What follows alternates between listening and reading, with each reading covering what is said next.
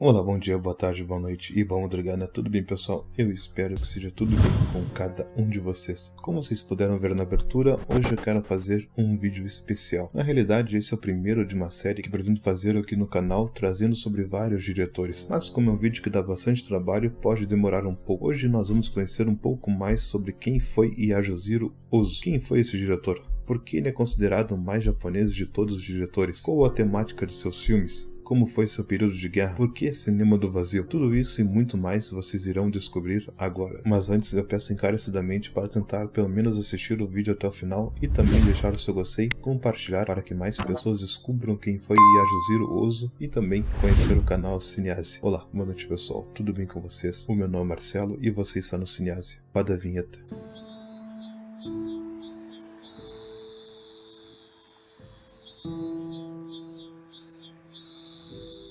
Antes de começar o vídeo, preciso fazer algumas considerações iniciais. Primeiro, quais foram as fontes desse vídeo? Para a realização deste vídeo, eu li 2 livros. O primeiro deles foi O Cinema de Yasujiro Ozu, de Yo Jong-ju. Este, por sua vez, é um professor assistente na escola de pós-graduação na Universidade de Nagoya. Seu campo de pesquisa inclui cinema japonês, coreano, Yasujiro Ozu, história inicial do cinema falado e entre outros assuntos. O segundo livro que eu li foi Ozu, de Ronald Ritchie. Ritchie foi um autor estadunidense de nascimento que escreveu numerosos livros sobre a cultura e o cinema japonês. Viveu no Japão por meio século, tendo sido fornecedor de uma visão compenetrada da cultura japonesa para leitores da língua inglesa. E como é que eu fiz após? Depois da leitura desses livros, eu fiz um fichamento de cada um e peguei os pontos mais importantes e é sobre ele que nós iremos conversar. Tenho que admitir que deixei muita informação de fora, mas acredito que o principal estará aqui nesse vídeo. Bom, dadas essas informações, vamos começar logo. Vida. Ozu nasceu em 12 de dezembro de 1903 em Tóquio.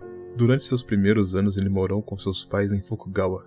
Em 1903 foi enviado com sua mãe para viver em Matsukasa, uma grande cidade perto de Nagoya, local de nascimento de seu pai. Ozu e seus irmãos seriam educados no campo, enquanto o pai permanecia e trabalhava na capital. Ele não foi além do ensino médio, não entrou na Universidade de Kobe porque não se deu ao trabalho de fazer o exame de admissão. Ele começou a se interessar por cinema quando estava na frente a um velho teatro chamado Atagosa, em Matsukasa. Se não fosse aquele teatro, talvez não teria se tornado diretor de cinema. Cada vez com mais frequência ele ia a cidades próximas, como Tsu e Nagoya, simplesmente para ver filmes. O motivo pelo qual o jovem Ozu desfrutou de tanta liberdade foi ter sido expulso do dormitório em 1920, quando tinha apenas 17 anos. Os motivos de sua expulsão do dormitório foram diversos. Ele era um menino mimado e indisciplinado. Ele também bebia muito, um hábito que contraiu muito cedo e continuou por toda a sua vida. Durante seus anos na escola, ele logo se viu no fundo do poço. Além disso, sua timidez o fez evitar a competição. Para um sistema educacional japonês que era tudo organizado através de exames, deve ter sido uma experiência desagradável para o jovem diretor. Por fim, tornou-se professor assistente, para o qual não era necessário um diploma universitário. Ele foi enviado para ensinar em um pequeno vilarejo nas montanhas, onde ficou por 1 ano. Ainda não se sabe como ele se saiu sobre este sistema como professor assistente nas montanhas. Sabe-se, porém, que ele bebia quase continuamente e que, quando amigos vinham vê-lo, ele insistia para que ficasse indefinitivamente. Após uma ausência, Ozu voltou para Tóquio para morar com a sua família. Seu tio, um homem aparentemente compreensivo, sabia do interesse de seu sobrinho pelo cinema. Então ele apresentou a Ozu o então gerente da Shoshinko Motion Picture, Teihiro Tsumi. O pai de Ozu a princípio se recusou a deixar seu filho trabalhar no cinema, e só foi aceitar a oferta após uma prolongada persuasão do tio. O fato de Ozu saber alguma coisa sobre filmes e absolutamente nada sobre a câmera não o impedia de trabalhar, isso porque o cinema em 1923 não era considerado um emprego adequado.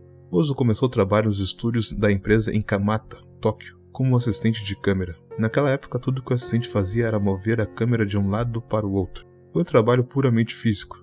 Uma vez ele disse que estava feliz porque era forte e carregar a câmera exigia todas as suas forças. Ele também sabia que nessa nova empresa teria a oportunidade de progredir, mas a verdade é que ele não queria, não se interessava, pois como assistente podia beber o quanto quisesse e passar o tempo conversando. Como ele sabia, como dito anteriormente, dessa oportunidade de progredir, ele foi até o diretor Tadamoto Okubo e pediu para ser seu assistente, o que ele foi ao final de 1926. Um dia no refeitório do estúdio, Ozu foi almoçar. O lugar estava lotado e o arroz com curry que ele tinha pedido não veio. Ushihara entrou, pediu a mesma coisa e foi servido imediatamente. Quando Ozu reclamou ao garçom, disseram-lhe que Ushihara era diretor, e ele não. Nesse momento, Ozu, que raramente perdia a paciência, deu um tapa na cara do garçom. A violência da hora do almoço logo se espalhou. Ele foi convocado a ter uma conversa com Shiro Kido, chefe da Shoshiko. Depois que Kido aceitou sua explicação, os dois homens conversaram sobre assuntos diversos, e Kido perguntou a Ozu se ele poderia escrever um roteiro, uma indicação de que o estúdio estava pensando em fazer dele um diretor. Foi então que ele começou na seção de Gaidek, filme de época, a seção mais baixa da empresa.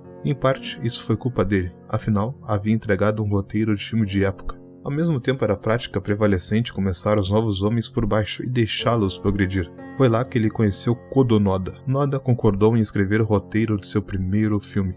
Durante esse período, Ozu se mudou da casa de seus pais para uma casa que ele e outras 4 pessoas alugaram perto dos estúdios Kamata. Os jovens conversavam sobre filmes quase todas as noites. Todos eram assistentes de direção ou cineastas. Podemos citar Torajiro Saito, Keisuke Sasaki, Oshiaro Hamamura, que mais tarde se tornou o editor de Ozu, e também Hiroshi Shimizu, mais tarde um dos melhores diretores japoneses antes da guerra.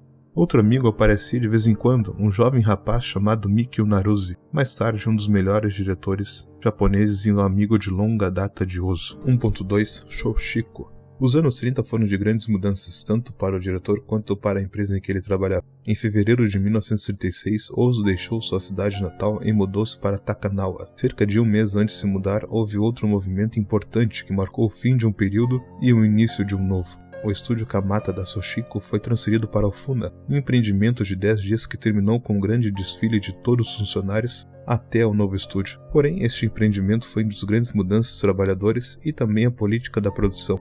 Este período, no entanto, também correspondeu ao avanço do nacionalismo do Japão, com o início de uma guerra em grande escala contra a China em 1937.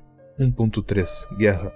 Ozu foi à guerra 2 vezes, uma vez recrutado como soldado na infantaria da China em 1937 e pela segunda vez em 1943 para fazer um filme de propaganda em Singapura para os militares. A função que lhe foi atribuída foi a de fazer um semi-documentário encorajando o movimento anti-britânico entre o Sudeste Asiático. A atividade dada a ele foi do Exército Nacional Indiano liderado por Subhash Chandra Bose. Devido ao agravamento da situação da guerra na Malásia, onde a filmagem foi originalmente planejada para acontecer, Ozu teve que permanecer em Singapura. Em contraste, ele participou de ações reais na frente chinesa. Sua principal função era transporte e comunicação. A guerra mais severa que ele suportou foi a operação da travessia do rio Shiu em março de 1939, quando assumiu o papel de cavar trincheiras na frente do inimigo. Mas a experiência mais amarga que ele teve no fronte chinês foi a perda de seu colega cineasta Sadao Imanaka. Após retornar, Ozu admitiu que os dias na China tornaram quase alienado do mundo do cinema. 1.4 Noda.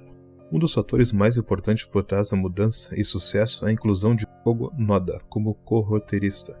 Ozu mencionou que ele e Noda estavam bem combinados em seu gosto por sake, bem como na hora de se levantar e também ir para a cama. A contribuição mais significativa de Noda é considerada a mudança de assunto e temas dos seus filmes. Em relação à mudança de temas e assuntos, o diretor se comparou a um fabricante de tofu, que não pode fazer outra comida além de tofu, mas que pode fazer diferentes tipos daquela comida, mas nunca bife ou tonkatsu. Durante o período de ocupação, Ozu afirmou repetidamente sua posição contra mostrar a realidade como ela é, como por exemplo retratando a violência ou a miséria, porque ameaçava seu princípio fundamental de humanismo. Em última análise, o cinema de Ozu está enraizado no mundo do virtuoso, não no mundo do vilão. 1.5 Mãe. Durante seus 10 e 20 anos, Ozu ficou virtualmente sem pai. Por causa do seu trabalho, e por essa razão sua mãe sentiu esse vazio e tentou recompensar. Quanto à mãe, todos concordavam que não havia mãe mais afetuosa e bondosa do que ela. Ela cuidou tão bem dele que poderia pensar que ela teria atrapalhado. Mas ele amava sua mãe mais do que amou qualquer outra pessoa.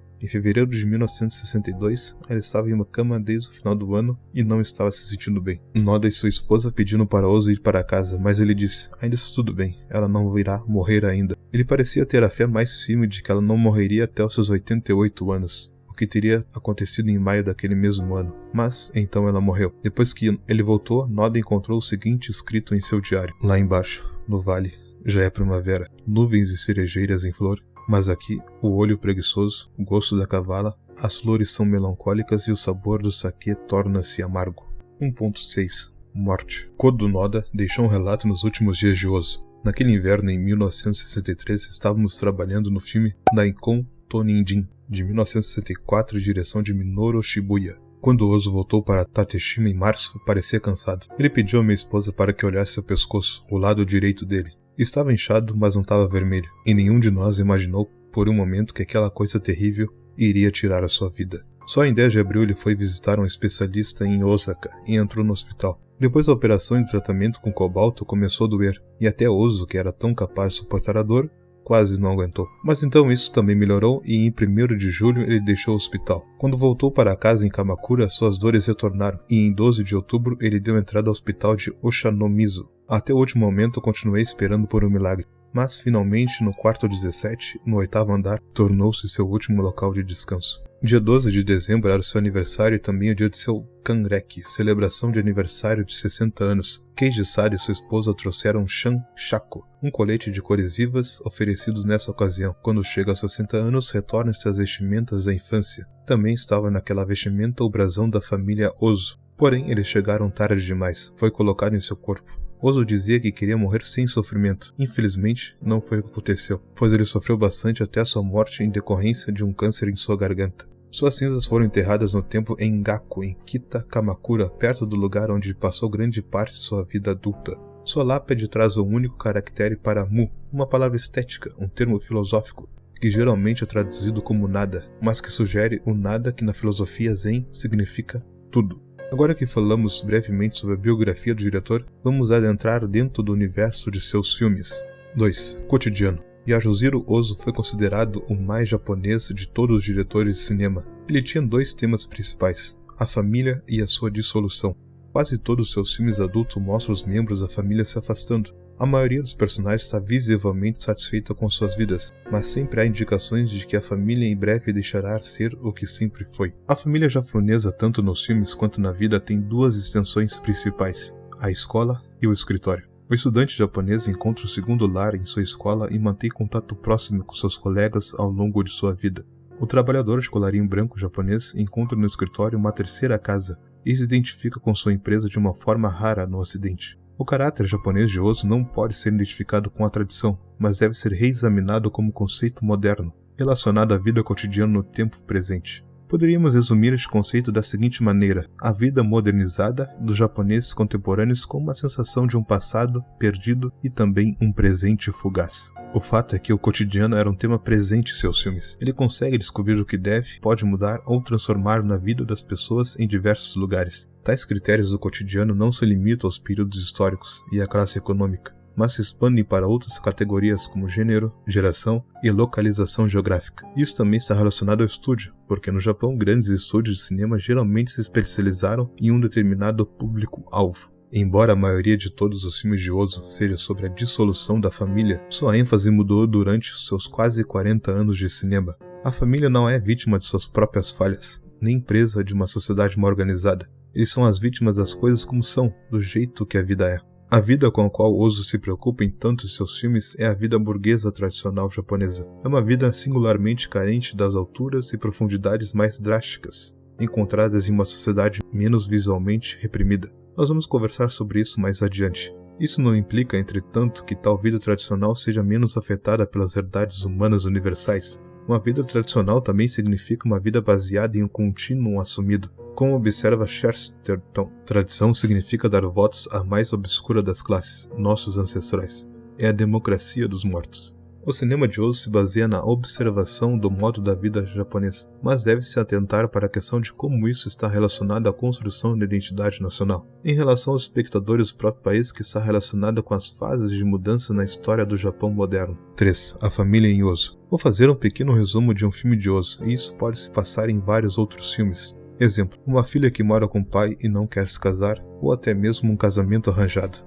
Qualquer história é de certa forma um pretexto. Não é a história que Ozu deseja mostrar, mas a maneira como seus personagens reagem ao que acontece na história, e que padrões essas relações criam. Ozu usou histórias mais simples com cada filme seguinte e raramente se valeu do enredo. Seu corpus de um total de 54 filmes abrangeu 35 anos, das décadas de 20 a 60, reagindo às mudanças históricas do Japão moderno durante as eras pré-guerra e pós-guerra. Seus personagens típicos eram geralmente conhecidos por serem de classe média, mas havia muitos outros casos em que o diretor subiu ou desceu no ambiente social para apresentar diferentes lados da vida cotidiana. As fotos de Ozu são feitas de muito pouco. Um tema, várias histórias, alguns padrões. A técnica também é altamente restrita. Ângulo de câmera invariável, nenhum movimento dela e um uso restrito de pontuação cinematográfica. Da mesma forma, a estrutura do filme é quase invariável. Dadas as limitações determinadas do estilo, não é de se estranhar que seus filmes devam todos se assemelhar. Na verdade, pode até havido poucos artistas cuja obra seja tão consistente. No cinema, Ozu é único. Muitos dos títulos são semelhantes: início de primavera, início do verão, final de outono e assim por diante. E a estrutura de seus filmes são invariáveis. Lembra do comentário do Tofu? É mais ou menos sobre isso. Podemos dar mais exemplos, tais como o pai geralmente se chama Shu alguma coisa, sendo Shukishi um dos favoritos, como Shuhei em segundo lugar. A filha costuma ser chamada de Noriko, enquanto a irmã ou a amiga se chama Mariko. Às vezes essa repetição, por assim dizer, chega a ser confuso, pois parece que estamos vendo várias vezes o mesmo filme, até porque ele geralmente usava também os mesmos atores. 4. Personagens. Vamos discutir agora um ponto interessante nos filmes de Ozu, que são os seus personagens. Algo de se notar é que ele sempre usou um realismo elevado. Os personagens muitas vezes dizem exatamente o que diriam. É a forma como eles reagem à vida. Ozu se preocupou mais com a colocação final de uma cena ou linha de diálogo no roteiro do que qualquer outro aspecto da produção de seus filmes. Em mais de uma ocasião, ele observou que um bom roteiro significa um bom filme. Nisso ele era como um arquiteto, com seu projeto totalmente detalhado, e também um carpinteiro com seu plano de trabalho preciso. Todos os personagens de Ozu não têm passado e só, ocasionalmente, sofrem por causa de alguma ação passada ou a falta de uma. Mas o presente é importante porque é tudo o que temos. Deve-se ver nele o mais plenamente possível e não lamentar seu desaparecimento gradual, porque é assim que as coisas são e, consequentemente, deveriam ser. A vida que vemos em seus filmes, no entanto, faz mais sentido porque um evento leva a outro. Essas incongruências lógicas constituem a base do humor. Eles não são apenas divertidos em si mesmos, mas eles contribuem diretamente para a relevação do caráter. A figura central de um filme de Ozu costuma ser de um personagem com a capacidade de contemplar, de permanecer por períodos relativamente longos de tempo, aparentemente inativos, totalmente entregues à contemplação. Ozu raramente corta diretamente a ação ou o diálogo. Ele espera que seus personagens caiam em repouso, seja um segundo ou mais, após uma única linha de diálogo ou aquelas longas cenas de ato em que o personagem se senta e observa o tempo ou olha para o nada. As pessoas envolvidas raramente percebem o que disseram ou fizeram é engraçado. Eles fazem simplesmente o que lhes parece lógico e o que parece engraçado. O erro deles estava no método ou no grau de aplicação. Disto surge a ironia e também nosso próprio interesse repentino de um personagem capaz de tais incongruências. A suposição errada no diálogo de Ozu é baseada na lógica defeituosa, invertida ou circular. Frequentemente, a lógica da pessoa que fala fica bem dentro dos limites aceitos, enquanto a do ouvinte se perde, geralmente com resultados ridículos. Vamos para um exemplo prático. O personagem principal se arruma para fazer uma visita a uma garota. Um de seus colegas de trabalho pergunta se ele vai a um funeral. O mesmo artifício é recorrente em uma tarde de outono. Depois do casamento de sua filha, ele vai a um bar. A patroa, anotando suas roupas, pergunta: um caso? Um funeral? Ao que ele responde: mais ou menos. 5. Elementos. A morte nos filmes de Ozu, como na vida, é a simples ausência. Todas essas semelhanças, e existem muitas entre os filmes de Ozu, surgiram em parte porque ele viu cada filme como uma continuação da imagem anterior ou uma reação a ela. A saudade não está nas reflexões posteriores, mas no próprio esforço de preservar a própria imagem. Embora os personagens de Ozu ocasionalmente lamentam não terem foto entre o ente querido desaparecido, e o dispositivo mais potente de Ozu para a nostalgia é a fotografia. Outro elemento que podemos notar em seus filmes é o uso de trens, e a sua razão para isso é simplesmente o gosto do diretor por eles. Além de, claro, o trem ser um veículo de mistério e mudança. O som triste de um trem à distância é a ideia de todas aquelas pessoas sendo carregadas para começar uma vida nova em outro lugar, a saudade ou a nostalgia de viagens. Tudo isso ainda é emocionalmente potente para os japoneses. 6. Os trabalhadores nos filmes de Ozu. O assunto típico do filme Shōminin é a situação dos trabalhadores urbanos de colarinho branco, que atravessam a era da depressão do Japão no final da década de 20 e o início da década de 30.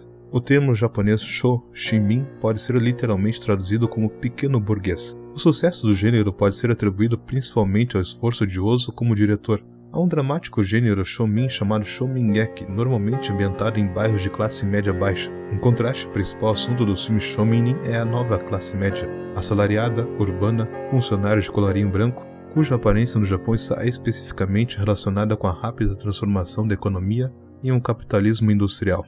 A dúvida e o fracasso do caráter patriarcal são, portanto, um elemento narrativo predominante no filme. O que Ozu consegue em seu filme, em seu estilo único, é a combinação de humor sátiro e o uso espaço-temporal do desvio. É uma visão crítica da vida cotidiana moderna da classe média urbana. Ozu deliberadamente constrói uma sequência de viagens de trem com um claro senso de direção e o progresso da estação Kita-Kamakura nos subúrbios de Tóquio em direção a Ginza, o centro moderno. O papel do pai interconectado entre a sociedade e o lar é comparável ao ideal político do Japão do estado de família, através do qual a relação entre o imperador e seus súditos é equiparada ao de pai e de filho, como um simbólico reconhecimento dessa autoridade interrelacionada. A estrutura hierárquica de poder também é reencarnada por seus filmes em seu próprio caminho.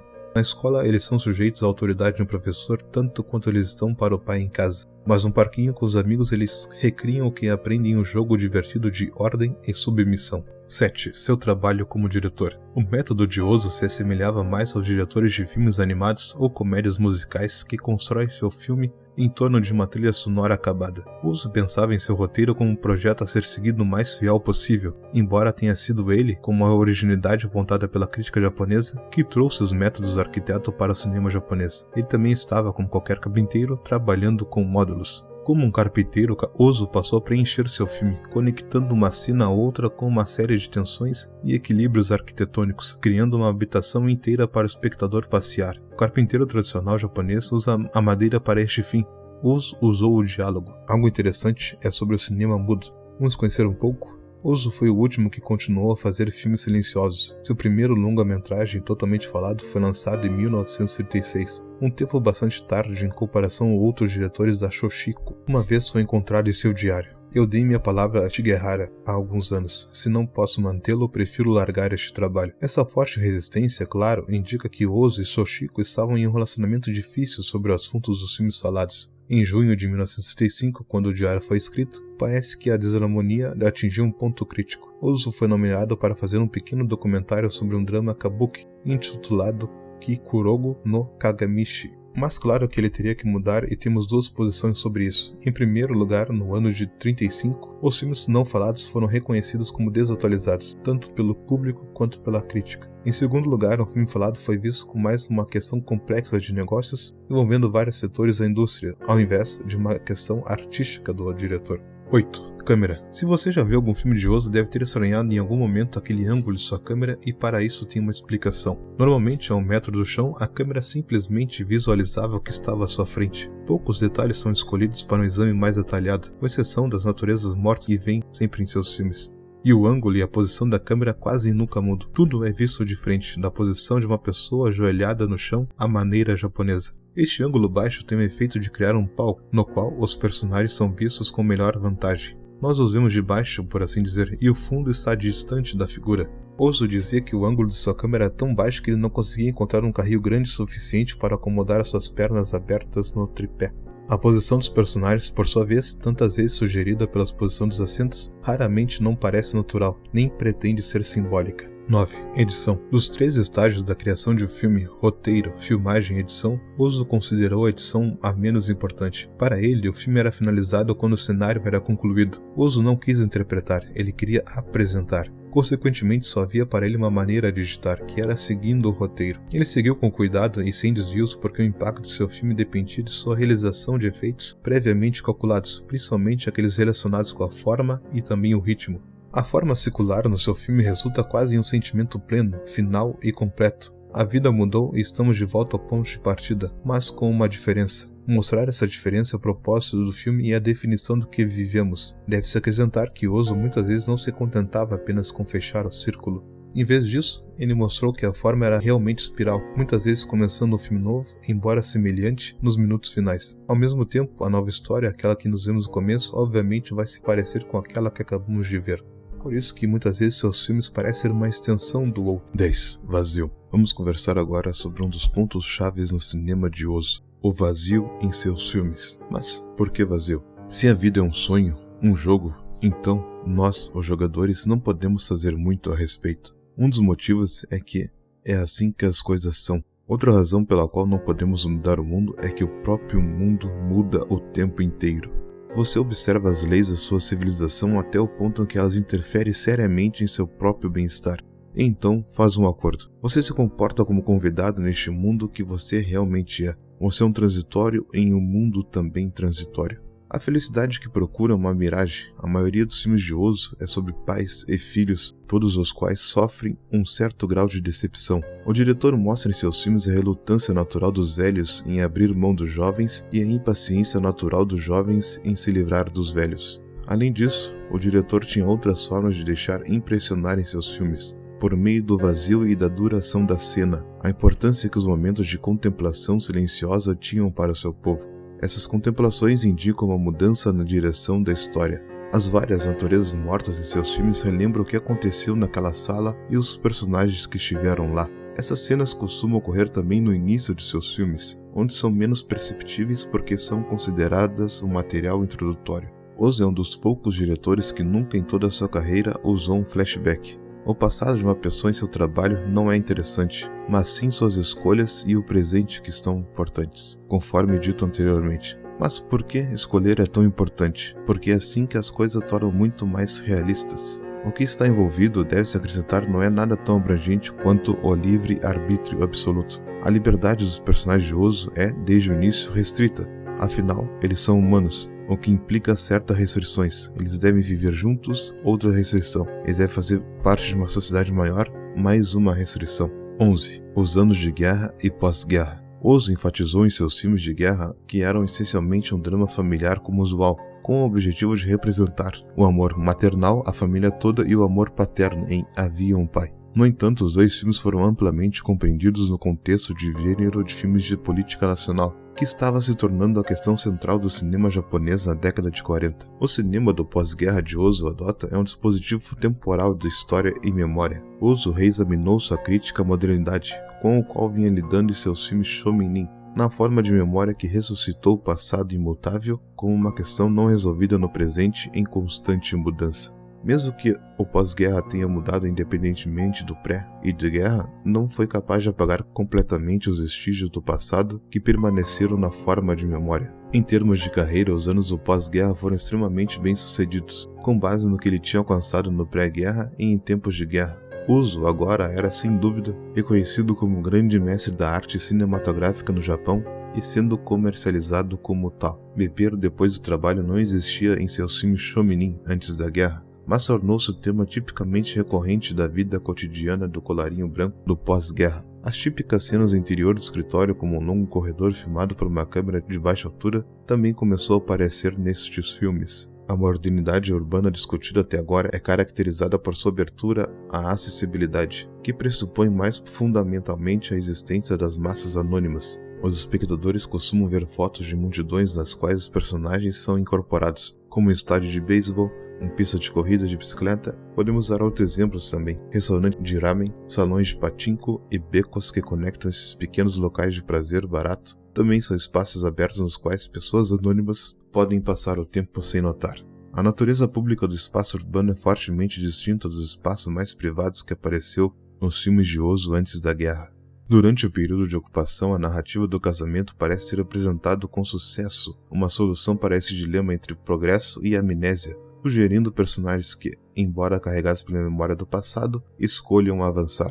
No entanto, Ozu começou a falhar em alcançar esse sutil equilíbrio na narrativa a partir de meados da década de 50, quando os japoneses do pós-guerra experimentaram outra mudança de fase não apenas em termos de seu ambiente de produção, mas também por meio de uma rápida transformação da sociedade em uma forma mais privatizada do cotidiano. Em 1956, a Shochiku perdeu o status de empresa de maior faturamento para a Toei, e no ano seguinte caiu novamente para o terceiro lugar, seguido da Toei e também da Daiei. Em 1958, a Shochiku teve que sofrer a desonra de ser a quinta das 6 maiores empresas produtoras de filmes do Japão, superando apenas a Toho. Os filmes da Shochiku achavam difícil atrair a atenção do público e da crítica. O produto da empresa de repente se tornou representativo das formas antigas que deviam ser evitadas. Em 1959, Shochiku, considerado por muito tempo como o estúdio de cinema de maior prestígio do país, estava entrando em colapso, e a queda parecia ainda mais dramática por ser tão repentina e rápida. Bom pessoal, eu acredito que o nosso bate-papo tenha rendido. Preciso admitir que talvez o vídeo não tenha ficado como imaginei, mas que no final eu gostei bastante do resultado. Vamos para algumas considerações finais. O que está do outro lado da vida cotidiana do Ozu é sua domesticidade. O diretor sempre se destacou em retratar o seu ambiente doméstico, mas os novos filmes de assalariados são distintos por uma atmosfera mais estável. Um espaço importante que contribui para essa mudança é a sala como lugar comum para a reunião familiar. Como eu disse, esse vídeo ele demorou bastante tempo para ser feito. Eu li 2 livros, tive que fazer o fechamento, depois a edição, gravação e tudo mais. Então se puderem compartilhar, deixar o gostei, comentar, vamos levar esse conteúdo para bastante pessoas. Eu lembro que quando eu estava começando o canal, eu estava conhecendo novos diretores do cinema e principalmente diretores japoneses, e quando eu conheci o Ozu eu achava bastante estranho, principalmente a maneira como aqueles personagens se comportavam, mas com o tempo e também com o estudo a gente vai percebendo que tudo tinha um porquê naquele cinema de Ozu, tanto sobre suas naturezas mortas, o ângulo da câmera, a contemplação dos personagens, as suas piadas, enfim, são filmes que levam um certo período de tempo para nós percebermos determinados detalhes, mas que no final sempre vale a pena. Eu espero que com esse vídeo mais pessoas deem chance para os filmes de Ozu e comecem a apreciar os filmes dos melhores diretores de cinema que já pisaram neste mundo. Antes de me despedir, eu quero saber se vocês gostariam de mais vídeos assim, porque esse daqui eu acredito que foi mais experimental. Acredito que vai ter um próximo, mas por favor, deixe nos comentários se vocês gostariam de continuar essa série, e também o próximo eu acredito que será mais dinâmico e tudo mais. Então, a sua opinião é muito importante, e acredito que o próximo diretor será o Mikio Naruse, mas se tiverem outra sugestão, fico aberto a elas. Bom pessoal, o vídeo de hoje vai ficando por aqui. Eu acredito que os filmes de Ozu não seja tão complicado de se encontrar. Claro, tem alguns que nem existem mais, né, dado a época dos filmes dele, mas temos alguns filmes que são bastante conhecidos que tem até no YouTube. Eu agradeço de coração para todos que ficaram até o final do vídeo. Eu sei que o vídeo ficou enorme, mas eu sei que são poucos vídeos brasileiros que tem sobre esse conteúdo, principalmente Yasujiro Ozu. Muito obrigado e até a próxima. Valeu!